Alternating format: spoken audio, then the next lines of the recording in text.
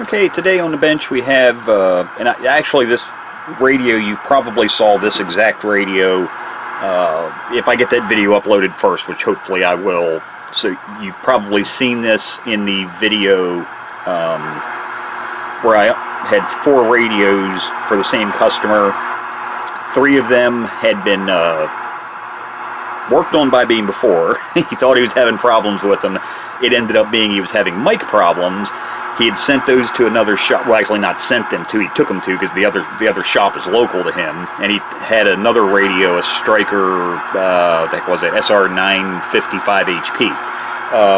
And unfortunately they had all 3 been modified, so they were unmodified. But this one actually needed some repairs, and I said I'd probably do a separate video on this. So I'm now done with the radio, except for putting cover screws in it, which a couple of those are missing. But it's been restored now, and I think this one really deserves a video all to its own, because it is, in several circumstances, has some rather unique features. For starters, you don't hear much noise right now. Watch what happens when I turn the ANL and the noise blanker off. Just wow, they work really well, and it's a kind of a unique way that they did it, and it's a way of, especially the noise blanker. The ANL, quite honestly, the ANL is kind of, yeah, it's a diode. Quite literally, that's all it is, one diode. But the noise blanker circuit, the way you look at it in the schematic, when you look at the circuit, you would think it wouldn't work. It would, because it's so broadband, you would think it would be a horrible system. It actually works really well the way they have it designed. It kind of fights against the AGC. They're fighting against each other. When you turn on the noise blanker, it greatly attenuates. I don't even want to call it a noise blanker. I'd almost call this, it's almost like a second automatic gain control. It's almost like a second AGC circuit, and it kind of fights or works with the normal AGC circuit like most people would be familiar with. But like I say, we'll get into that. So if you watch that first video, this radio obviously needed some help. The audio amp that was in this audio amplifier IC had 2 pins that were unsoldered. There was no other way to put it, a crappy channel modification on the CBPA switch, which that was removed, because this is a sideband radio, and attaching crystals, taking the main oscillator crystal off of the circuit board, soldering it to the back of this switch, and adding a second one with long wires that have, just tapping the radio can vary the capacitance and inductance of those wires, so the radio will never be stable on frequency on sideband. Would be fine for AM, but yeah, it all but makes sideband, I'm not going to say useless, but it destroys a good receiver or transceiver, trying to do something like that. So that was removed. The radio is now back to its original 40-channel configuration, and it's stable on frequency like it should be. There's actually a lot of things that are really weird about this. Where the filtering's done in this, it's not done at the 10695, it's done with the 455 kilohertz. This radio even has a 455 kilohertz oscillator circuit. It's got a big 455 kilohertz crystal in it. It's just got so many things that are really different than the way everybody else did it. And it's not like this is an early solid-state radio. This is a later, relatively speaking, Sam's manual came out. You can see it's a later manual, number 248, so February of '79, so solid-state radios had been around for a little bit now. Most companies had settled on a circuit, and quite honestly, a lot of those circuits still survive even to this day. You can think of like Cobra 29. There are still pretty much, a lot of the circuitry that's in there is still pretty much the same as it was when those radios came out. But yeah, this one just has a lot of really weird ways they did things, and it actually turned out really well. Now, one thing, it's really a shame, the customer bought this radio. He's a clock fan. He loves clocks and radios. He likes base stations that have the old flip clocks.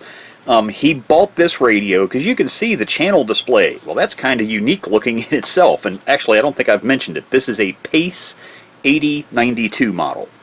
But you can see it has a CH19 for channel 19.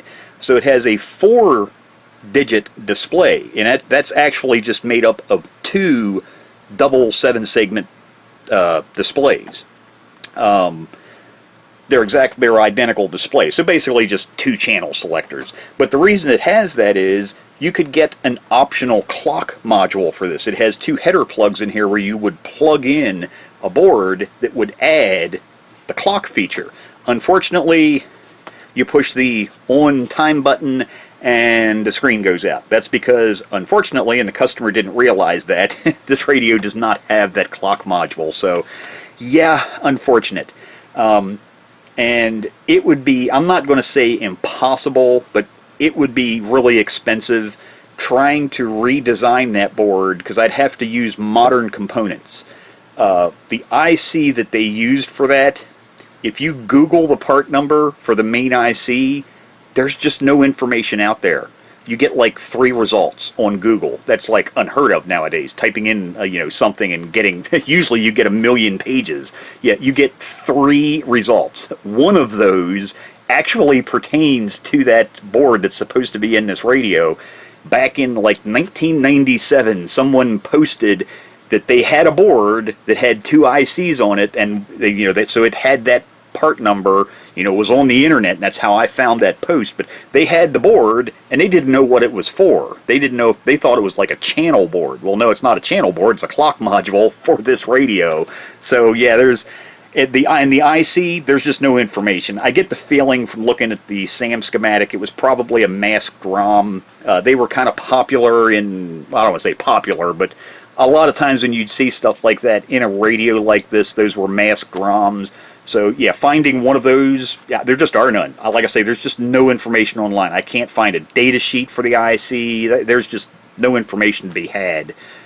You could probably, you know, make up a board, probably even using an Arduino, or, you know, pick your poison when it comes to a little microprocessor module, but it would just be a lot of work trying to retrofit that into this radio, and it would get really, really expensive.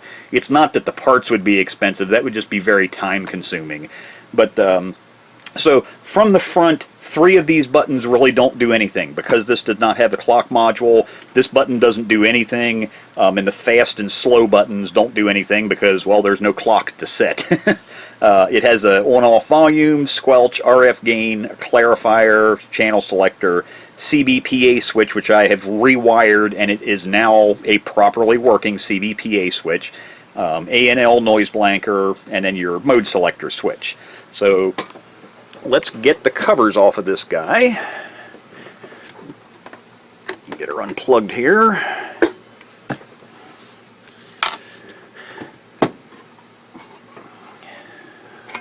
And the covers on this thing, yeah, there's no tink, tink, tink. It's, look how thick the steel is on this thing. I think this might be one of the few radios that has covers that are as thick as some of the early Johnson Messenger radios, if not thicker. I mean, this radio is really heavy, and most of that is in these plate steel covers. I mean, God, you'd think they were putting this thing through a crash course or something to weight. But bottom side, it does have some bodge parts on the bottom. These are all factory, supposed to be on here, so... Oh, actually, no. I do need to remove, actually, that little red wire. I forgot all about removing that guy. That is a jumper wire I installed while troubleshooting. Actually, I don't even need to unsolder it. I can just... Get up there, little guy. That was to jumper voltage over to the PLL. Just take him out of there because he is no longer needed. All of those problems were fixed. This radio is a double-sided circuit board. So when I first turned this on, now the first thing I did was, like I showed in the previous video, 2 of the pins on this audio amp IC, which is actually right here, were unsoldered. The audio amp IC was bad. I actually had to order one of those. That's probably the first time in a long time where I didn't have a part in stock. Now I have HA1366 audio amp ICs in stock. The problem is, the ones that I have, this is pin 1. This one is also an HA1366, but this is the R variant. On this one, this is pin 1. It's backwards. Now, most audio amp ICs don't have these two screw hole notches on the side. It's in the top. There's a tab that comes out dead center in the top. Those wouldn't be a problem. You could just flip it around and install one backwards. This one, unfortunately, has a heatsink on the back of it. So there's no way you can just take the wrong one, or the one that's wired backwards, and install it, because then the heatsink wouldn't be touching the heatsink in the radio. So yeah, I ordered a dozen of them. So I was able to find a supplier that had these, because these haven't been made for a long time. But stuck a new audio amp IC in it. Turned the radio on. I had volume, because I know when I clicked the microphone I had a pop noise in the speaker, but there was no receive and no transmit. I quickly found that I had no voltage, or actually the first thing, because I usually, and it's the same diagnostic procedure I tell people to use. Usually if you're having a receive or a transmit or receive and transmit problem where it's completely dead in either one mode, receive or transmit, or it doesn't do either, a really good place to start is the service manual's alignment procedure. The first thing you'll usually do in an alignment procedure is align the PLL synthesizer circuit. If the PLL synthesizer circuit dies or has problems, you will not have any receive or transmit, or both, depending on which part of it you're working with. So that's a really good place to start, is the alignment procedure, because the alignment procedure is going to have you connecting oscilloscope or a frequency counter to test points in the PLL synthesizer circuit to do the alignment on all of the different synthesizers. So if any of those if you try to go through the PLL alignment and you can't do it because there's a signal missing, bam, you just found your problem.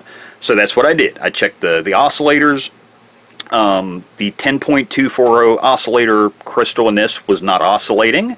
I had no frequency. Checked it with a voltmeter. There was no voltage there.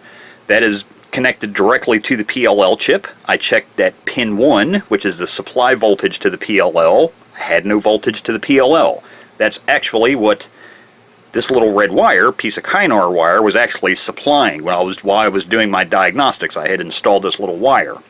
The problem was, this is a double-sided circuit board, but it's an early double-sided circuit board, so just like any other manufacturer, they did not have through-plated holes, because these are phenolic material. They're not fiberglass boards, so they tend to expand and contract a lot. But you have traces on this side, traces on the other side, and then to connect traces from this side to the other side of the board, they use little jumpers. Now, most radios will have a pin that basically has a head that, it's a copper pin that's smashed flat on one side. They're dropped in from the other side of the board, and then they're soldered on both sides. Usually, unfortunately, the solder joints always fail on the component side. Now, in this radio, they didn't use pins like that. In this radio, matter of fact, there's one right there. They're actually, or is that one? No, that's actually a filter. I've actually resoldered almost every single one, so it's going to be hard to actually find one where it's... Let me see if I can find one here. Yeah, there's one that's still partially visible. Try and get it in view here. You can see that little hole in the middle. They didn't use a solid pin. They actually used a small hollow tube. It's basically a little hollow copper tube pushed through the hole. But in any case, they have the same exact problem as all of the other double-sided early circuit boards, bad solder joints, and just like the other ones, the solder joints never fail on this side. They always fail on the side with the components, so you can't see half of the blasted things, because they're either covered up by parts or they're just surrounded by a maze or a forest of parts, and you just can't get to the blasted things.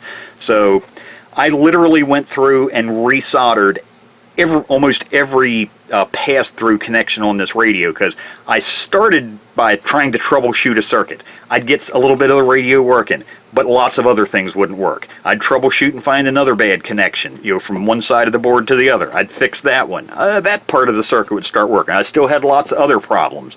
It just had a boatload of bad pass-through connections, so I just went through and resoldered every one that I could find. And all of the problems disappeared. The electrolytic capacitors have been replaced. Other than that, the only other thing I really had to do was, like I say, I removed that channel modification. That was a good bit of work because I had to reattach all of the wires, and that's a triple pole double throw switch, so there's a lot of wires to go to that, but the CBPA switch was rewired. I put a new power jack on the back of it because this is what was in it. This is what sticks out of the radio, and this is on the inside. Would have been soldered down right there. Someone, I guess, didn't have the correct connector for this for a power cord, so the wires that were on here were like maybe that long, and they had soldered the wires into the socket. So yeah, I just cut them off and just temporarily was hooking up with some alligator clips, but I have replaced it, put a new power socket on it, and made up a brand new power cord for this now. So other than that, yeah, like I say, basically recapped it and did an alignment to it, so it's back to a good working order now. So now, some of the kind of unique things in this radio. So the clock. This had the clock module that would have plugged into these two header sockets here. That would have plugged in, and like I say, actually, if we look at the back of the radio, stick that back on there for a second, you can see it says clock optional. So yeah, if the customer could have seen the back of the radio, he might have had some, you know, at least clue that this didn't have the clock because it said optional. But so yeah, like I say, unfortunate it's not in here, and yeah, it would be too expensive. It would just make it unreasonably expensive trying to completely design a module to stick in here. Now, if I could find one of those masked ROMs that like is supposed to be on here, I could build the board. That wouldn't be hard. But designing one from scratch, like I say, it's mainly going to come down to programming time. Yeah, it would just take too long. It'd just be way too much money. One of the other things is, usually when you see large filters in radios for sideband, they're going to be in the like 10695, 107 megahertz range, or like 7.8 is another common IF frequency for the crystal filters. This is a 455 kilohertz filter. So this is a 455 kilohertz sideband filter, and in that little black guy right there, which is common even to this day in radios, is a 455 kilohertz ceramic filter for use on AM. But yes, it uses a 400 and you just can't see if I can get, there you go. You can actually see it. It says MF455. So yeah, that's one of the things that's really weird in this radio. The other one is, if we get down here and can see it, hold on a second. Okay, sorry about that. Got interrupted for a second. Crystal. This large crystal right here, and again, I don't know, let me get a flashlight, you might actually be able to see it. That actually says 455 kilohertz, not megahertz. When's the last time you saw a 455 kilohertz oscillator circuit in a radio? So that actually attaches to the last stage in the 455 IF circuitry, and it's actually part, from the looks of the schematic, is part of, they're beating that frequency against the 455 IF in the radio in the last stage. Again, kind of a unique circuit. You really don't see that set up like that in radios. Otherwise, fairly common. Microphone amplifier, transmit circuitry. This is an older radio, so it is relay. Actually has two relays, which actually, that's one thing that is another thing kind of weird. This little relay here. This relay has nothing to do with transmit or receive switching. This relay turns on when you put the radio in upper sideband.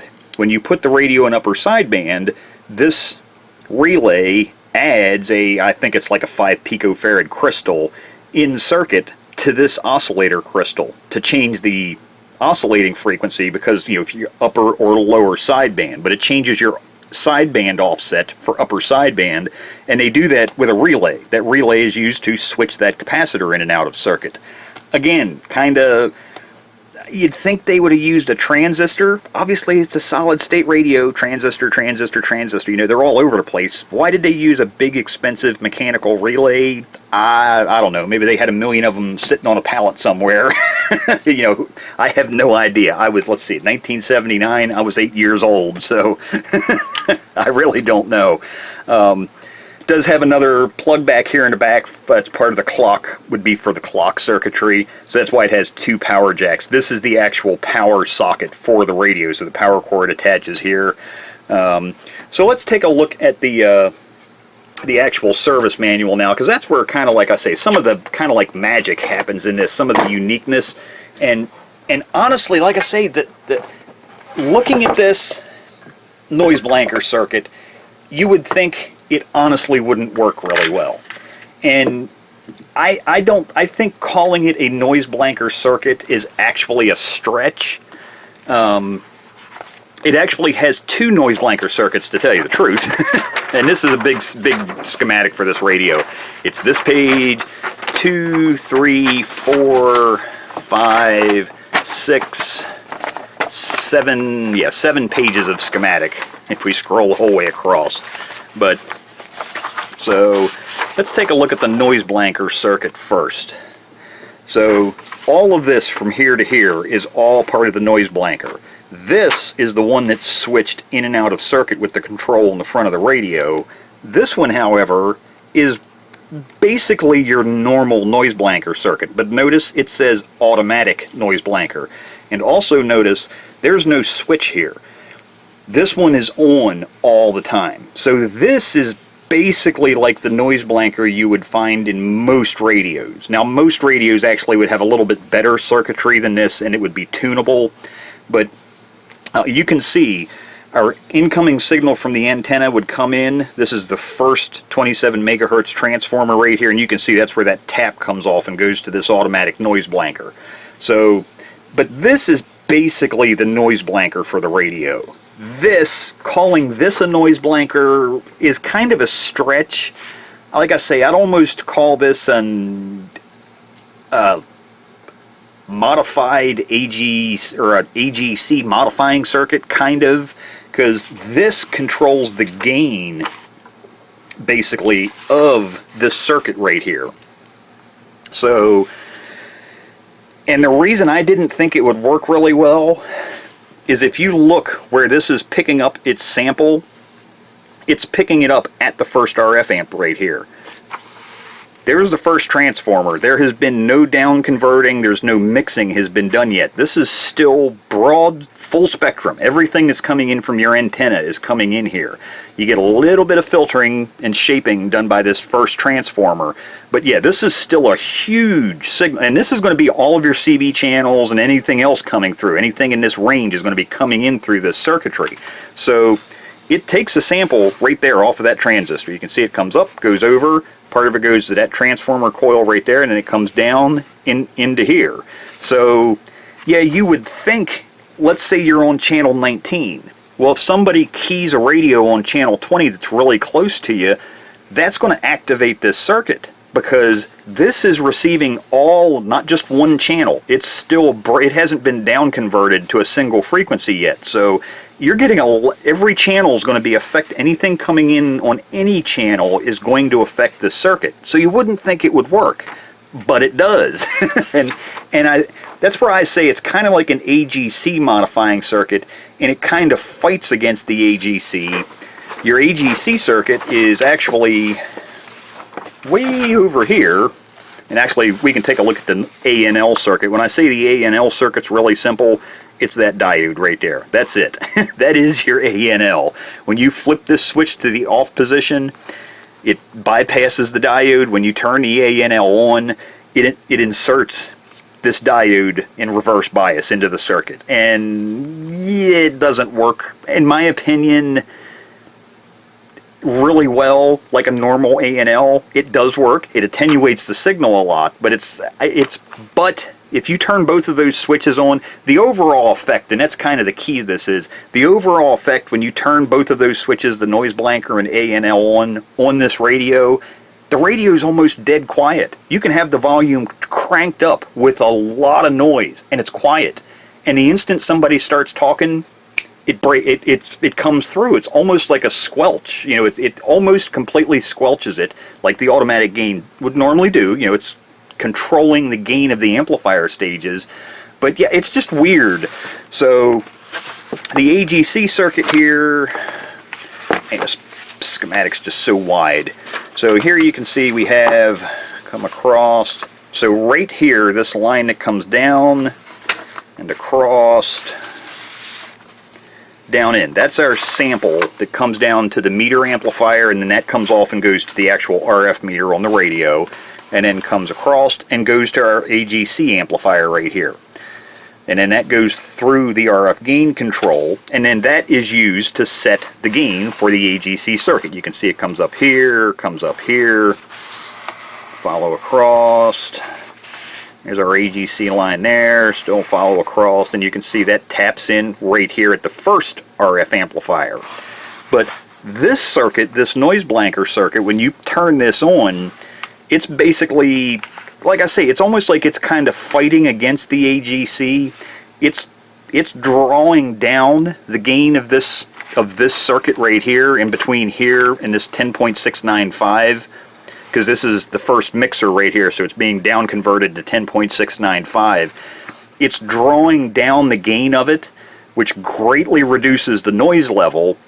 But when a signal on the actual channel you want to listen to comes on, that's when the AGC circuit then, because it's been down converted down to a 455 signal by the time it comes over here on a single channel, it will sense that that signal's coming in. It'll bump up the gain of these amplifiers, which basically overrides what this circuit has drawn down, and your volume level comes back up. It's, like I say, it's kind of a unique circuit. I don't think I've ever seen a CB radio where it had a noise blanker circuit set up in this arrangement, where it's kind of like I say, it's like an AGC modifying circuit. That's kind of what it's doing. It's fighting against the AGC until a signal on the channel you're on comes in, because that's being sampled after it's been down converted to 455, which allows the AGC then to bump your gain back up. So really unique circuit.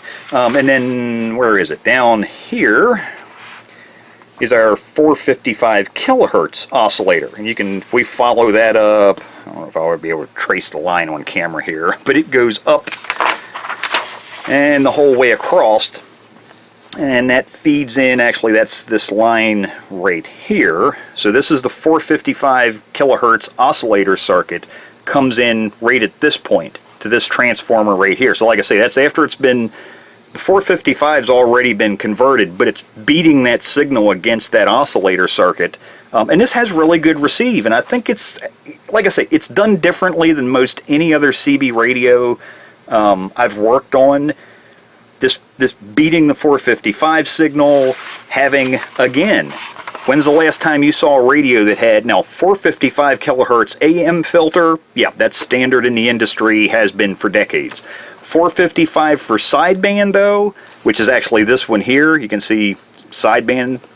Yeah, this is the AM filter. You can see there's our AM voltage being applied, and then we're in sideband. This one.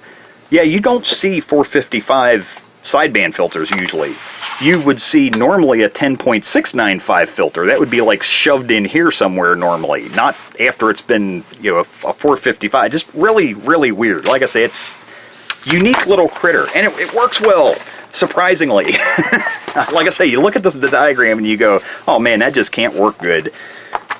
And then after you try it and you realize that it actually does work pretty well, you go back and look at the circuit, and that's when you realize, well, that's because the AGC, at a certain point, the AGC can override the effects of the noise blanker. So, and then for those that are interested, everything inside this dotted line right here, this is that optional circuit board. So it would have had a MMS 5562 binary divider, and then this is basically the unobtainium chip, is an HD, and hey, if anybody has one of these, or has that little circuit board, it'll have a PACE logo on it, and it'll have two ICs, an MSM 5562 and an HD 36990. let me know, because I know this customer would love, love, love, love, love to have a clock in this thing, but I'm sure he doesn't want to have to take out a second mortgage on his house to get it. But yeah, if you have one of these ICs or know of somebody that has one of these boards, leave a comment and I'll let the customer know that there may be some hope. But yeah, that's the optional board, and unfortunately it was an option. And I'm sure they did that because this was probably a pretty expensive radio. Like I say, there's a lot of extra circuitry in this one that a lot of other radios wouldn't have. Extra oscillator circuits, that kind of almost over-engineered noise blanker / AGC circuit. It's good working radio. The PLL in this is a SM5118. So I think that pretty much covers everything on the schematics here. And like I say, you can actually see there's 2 displays here. Because like I say, with no clock module, all it shows is CH and then the channel that you're on. And then if it had the clock module, when you would push this time channel button here, actually it's a dual segment switch there, but when you push that big push button in, it would energize the clock module, and then this one would no longer be the channel numbers, and this wouldn't say channel. This would actually be 4 digits then for your actual clock. So unfortunately, it's a Sunday, and there is absolutely, just this last week has been absolutely horrible. There's been no skip whatsoever. So yeah, about the only thing we're going to hear is occasionally we will hear a trucker on channel 19. That's about it. So let me get my little jack stands here. We'll just check and see. But yeah, I don't think there's much to listen to. Sideband's probably dead as a doornail too.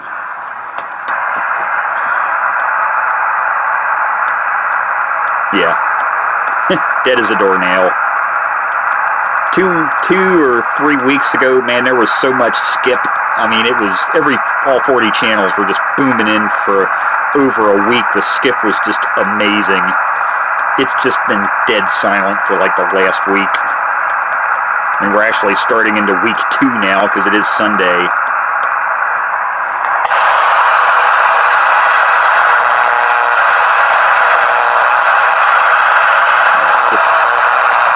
Just nothing there. But like I say, that does so much, man. It just, yeah, ANL, like I say, all that does is adds that diode and reverse bias, and then the noise blanker switch enables that. Like I say, I'd almost call that an AGC switch more than I would noise blanker. The noise blanker is just on all the time because it's automatic.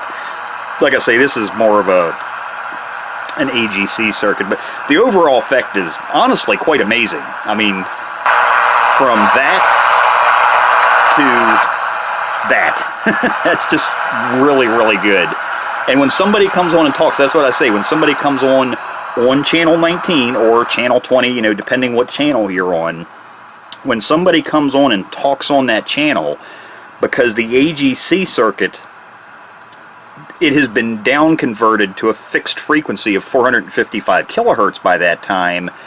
The AGC circuit is then only sensing the single channel's basically strength, where that that automatic noise blanker circuit that's in this, and this noise blanker circuit, it's getting the whole thing, everything that comes in from all channels, because there has been no mixing done yet. This is pre-mixer.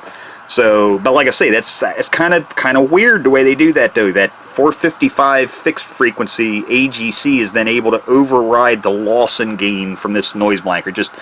I got to almost tinker with that. I got to try.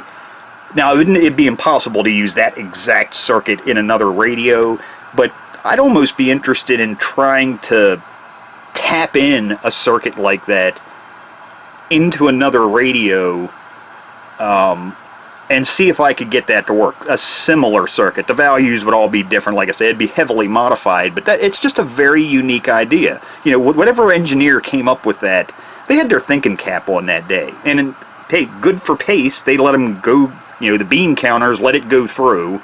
So, it's obvious it's in this radio. So yeah, I think that's almost a circuit that's worth playing around with to see if that could possibly be a retrofit into other receiver stages. Then it wouldn't have to be a CB radio. It could be anything. You know, it could be a shortwave radio, an AM radio, anything. But you'd probably have to, I'd have to think about that, because you'd probably have to modify the AGC circuit in the radio as well. So when a signal does come in, the normal radio's AGC circuit could then bump up that first RF amplifier's gain that this would be turning down. So, in any case, there you go. Like I said, I thought this one was noteworthy, so, you know, deserved a video of its own. It's a radio you just really don't see. I'm sure this thing was ungodly expensive. There's no doubt in my mind. Anything that could have a clock in it, it just adds a lot of money to start with. But, yep, a Pace 8092 40-channel AM sideband radio. Ready to have the covers put back on it and sent back to the customer. Got the radio put back together, put a set of new screws in it, and two things I forgot to mention. One thing is the color of this faceplate. This is not what this radio is supposed to look like. All vintage white, or kind of the cream colored, a lot whiter than this though, but cream colored plastics of old pretty much all do this. Over the decades they'll attain this yellowish color. From old telephones to game consoles, old computers are known for this. Even some rubbers, you know. And actually, there's a process that helps. It doesn't really so much reverse it, because it's a process that's going to happen again, even if you re-whiten this plastic. Because what causes this is it was a flame retardant that was added to the plastic. It's bromine or bromine. Over the decades, that migrates to the surface, and you get this yellowing texture. Now, you can remove this. Now, honestly, I don't think I would want to try it on something like a faceplate like this. I might try it, but if I did, I would try it on an old junk radio, because I don't know if it would affect the silk screened lettering on one of these, but on like computers and anything else where you don't have text or any graphics to deal with, the process can be reversed. It's called the retrobrite process. I think years and years ago I read, I think the people that came up with that process actually were sneaker, shoe collectors, because apparently shoes do this. I guess the white sneaker soles do the same thing over the years. They attain this yellowish color, probably the same thing, bromine or bromine, that's added to the rubber, I guess. But what you do is you apply hydrogen peroxide to it and basically cover it up with a sheet of like saran wrap, and then set it out in the sun. Or like me, I actually have a UV light chamber I use for curing epoxy, but you set it in a high intensity UV light, or like I say, you can set it out in the sun, and that basically then removes that yellowing. Now, years down the road, it's going to happen again, because there's still more of that chemical in the plastic, and over the decades it's still going to leach to the surface again, and it's going to turn yellow. But I thought I'd mention that anytime you see a Pace, a lot of the Pace radios had the white face plates. You're going to see nowadays they've turned this color, even if it's brand new in the box. You'll usually see they've turned some shade of this yellowish tan color. That's just natural. There's really no way to stop the process, until all of that chemical has worked its way, leached to the surface. And if you remove it over the, several times, probably, 100, 200 years, hell, I don't know, 1,000 years from now, yeah, you might get rid of all of it. But yeah, it's a fact of life with old white plastics, dealing with that. The other thing was a new product that I'm using here. I've used it on a couple radios now, and I really like it. And I like promoting companies, products that are made in this country, sold in this country, and that actually work, are worth the money you pay for them. So I'm not affiliated with them. I had to buy this. It's not like it was a free sample or anything. And actually look this company up. It's Aero Magnolia International Incorporated, and they're actually in Dallas, Texas. And what is it? www.aeromagnolia.com. And they're actually in the same state as another company I actually used to work for decades ago, Texas Refinery Corporation. They're in Fort Worth, Texas. And kind of like them, they have a lot of specialty products. Now, Texas Refinery is more in the refining, the lubricants industry. This company is more in like maintenance products. And I guess for years, this stuff, Glaze It, was called telephone refinisher, because it was apparently used in the telephone industry to research for protecting, I don't know, something in the telephone industry. But it works great on all kinds of stuff, and you can see the first thing they list is telephones. But yeah, telephones, Formica tops, furniture, leather, more. You know, you flip around here, and I can't read past the camera. What does it say? Finally, contains unique blend of premium waxes and restorative oils, cleans, revitalizes and preserves all finished surfaces against normal wear, blah blah blah. You know, Formica tops, desks, furniture, leatherette, metal office furniture, telephones, wood paneling, cabinets, automobiles, tabletops, pianos, woodworking, and radios and televisions. So, but yeah, I've tried this out and it works really well. Just spray a little bit on, or spray it on a rag, wipe it on. Now, for years I've been telling people, you know, one of the best things that I've found, if you get black covers that kind of get a mottled look, especially if it's a base station radio and somebody has had something sitting on it like that for the last 30 years, and sunlight's been hitting this, and this has been protected under here, because occasionally you'll see that. You'll see a radio with like a highlighted mark because, yeah, something was blocking sunlight for decades, and some of it got a little bit bleached out and the rest of it didn't. Honestly, one of the easiest ways to get rid of that is black shoe polish. Also, you can use brown shoe polish on woodwork. It works really well. People are like, why would you put something made for shoes on your radio? Well, it's just wax, people. That's all it is. It's just a wax with a dye. But it works really well on these black covers. This stuff works really well too. I've tried this. Now, I was kind of reluctant at first. The last thing I want to do is send a radio back to somebody and they go to pick it up and they end up with a slimy mess all over their fingers. I don't want something that's going to leave an oily, gooey residue on there, and not only that, it'll attract dust. This stuff actually does dry. You put it on there and yeah, a couple seconds, you go like that and feel your fingers, and it's fine. There's really no residue left. So yeah, check this stuff out. Now, I think on this company's website, the lowest quantity, that's another thing, they're kind of like Texas Refinery. They sell mainly maintenance products to industry. They're not really set up to sell to individuals. So I think the smallest quantity you can buy directly from the manufacturer is a full case, which is like $150 some for 12 cans. But check around. I don't know. I didn't look online to see what other companies sell this. Now, the company I bought this from, unfortunately, you probably can't buy from them either, because you need to be a business. You need to be set up with them with a business account to be able to buy from them, because it's wholesale. But I'm sure there's other companies out there that sell this stuff, because apparently this is also used on guitars. It's popular with guitar players for not so much for the guitars, but for guitar cabinets, for the like the Tolex and some of the other, you know, fake leather type covering that's on guitar amplifier cabinets and speaker cabinets. So yeah, any company that sells guitar maintenance products probably has this too. So yeah, give it a try. I like it. I've been using it. I used it on this one. This one had some really, and if you notice when I had the radio flipped over, the bottom cover had a bunch of brown goop at the back. I hadn't cleaned the bottom cover yet. I had cleaned the top. But I used that on this, and yeah, it works really nice. This had some imperfections, you know, little kind of like highlighted spots, and you know, where it was just the finish wasn't an even color.